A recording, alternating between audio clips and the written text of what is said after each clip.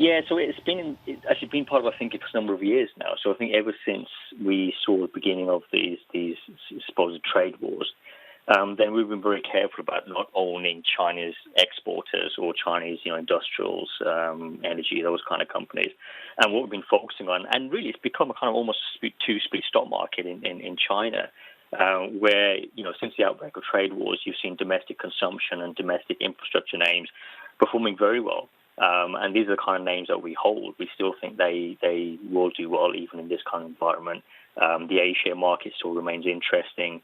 And ultimately, if you're buying companies that sell Chinese products and services made by the Chinese for the Chinese, then they've behaved very differently. So there's been a restocking cycle as well, and the self-sufficiency drive, led by the government. And these things have been positive for that. So, yes, it is a risk for names outside of that. But domestic names actually have been very resilient.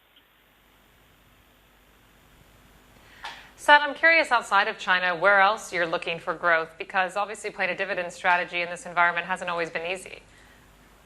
Yeah, you're right. It's been, some of the areas that were meant to be defensive really were not defensive, especially at the beginning of this year. So, telcos, for example, communication services, REITs, for example, had a very tough time as well, especially in Singapore and Australia.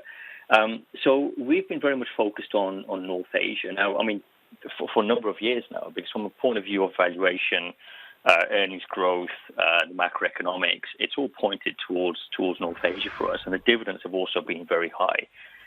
Whereas South Asia has been a very different story. I think, in this kind of social distancing world, areas such as India, Indonesia, Philippines were always going to have a tough time. I mean, it's just less resilient in that kind of environment, and also, less online, less digital versus the likes of China and Taiwan.